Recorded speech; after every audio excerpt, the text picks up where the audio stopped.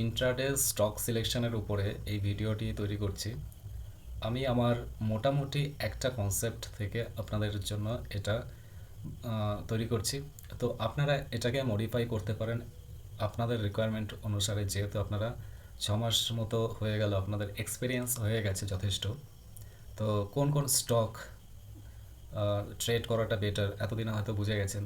অবশ্যই আমার recommendation large cap stock, mid cap বা স্মল ক্যাপ থেকে দূরে থাকবেন ইন্ট্রাডে করার জন্য অন্তত বছর দুয়েক।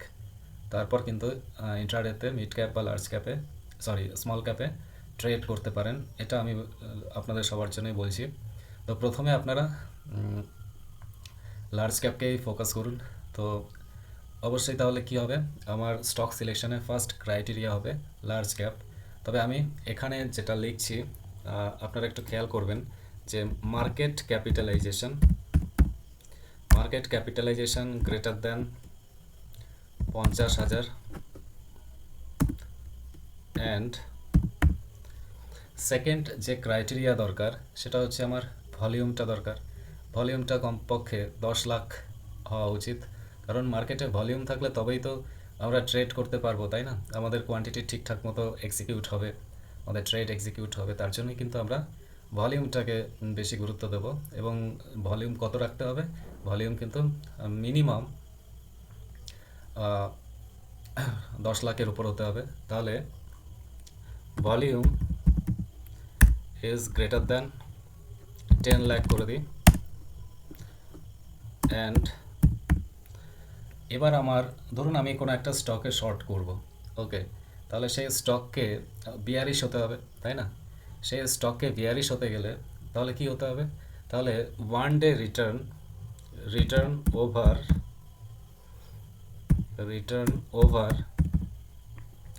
ওয়ান ডে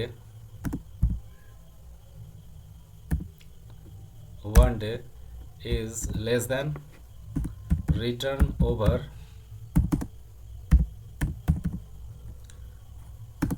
1 week, মানে এক সপ্তাহ থেকে আজকের দিনে সেটা অবশ্যই নেগেটিভ হতে হবে। অ্যান্ড রিটার্ন ওভার 1 week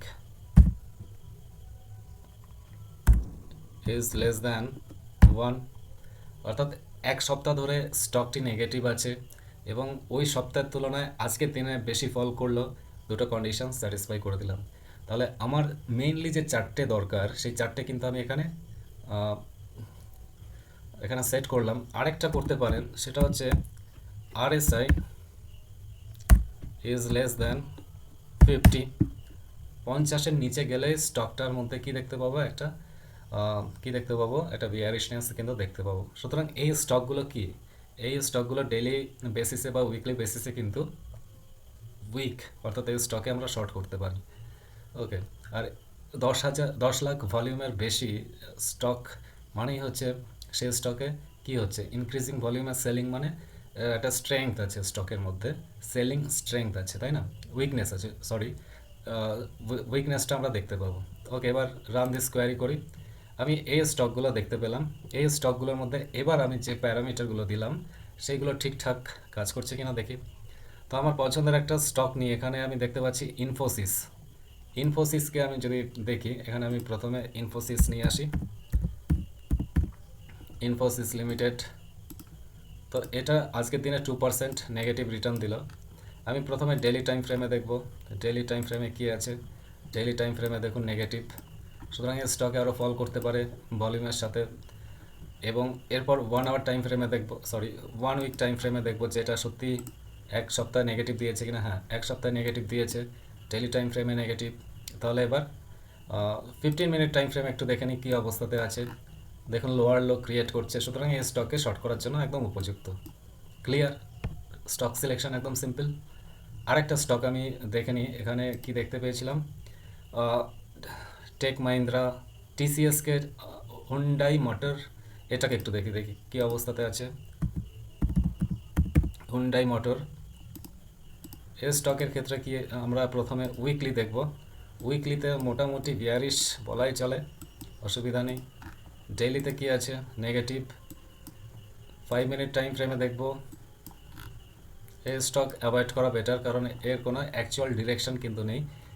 এখানে ভলিউম জেনারেট হলো কোনো একটা বড় দুর্ঘটনা ঘটানোর জন্য, সুতরাং এই স্টককে অ্যাভয়েড করুন। হয়তো খুব বড় একটা গ্যাপ আপ দেবে, নাহলে গ্যাপ ডাউন দেবে, বোঝাই যাচ্ছে। সুতরাং এই স্টককে অ্যাভয়েড করুন। আরেকটা স্টক দেখি, টেক মাহিন্দ্রাও খুব ভালো ইন্ট্রাডে করার জন্য। টেক মাহিন্দ্রা লিমিটেড,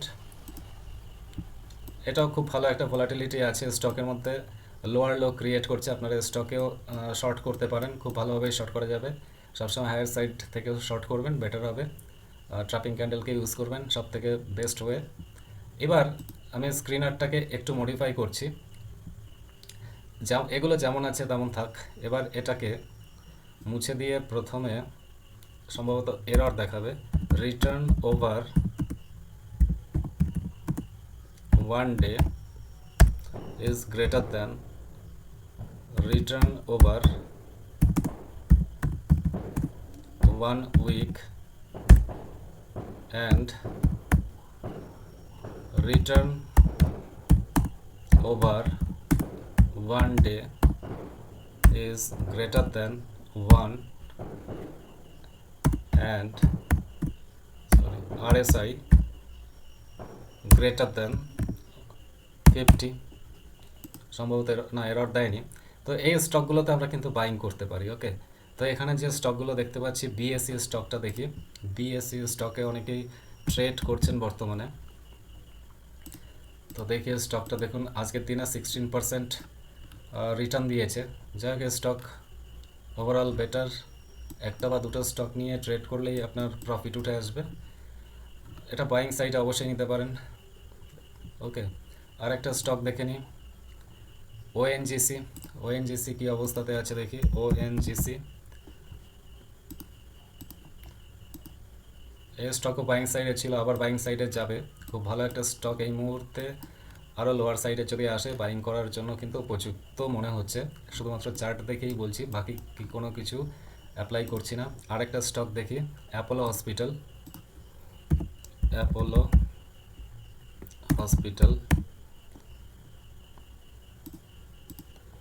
অনেক দাম, তো এই স্টকে ট্রেড না করাটাই বেটার। এই স্টকটাও ভালো ভোলাটিলিটি দেখতে পাচ্ছি বাইং সাইডে, এবং যখনই লোয়ার সাইডে আসবে আবার বাইং অপরচুনিটি তৈরি করবে। ওকে, তো এই স্টকেও কিন্তু আপনারা ট্রেড করতে পারেন। এই স্টকটা ট্রেড করা আজকের জন্য খুবই সুবিধা, খুবই ভালো ছিল।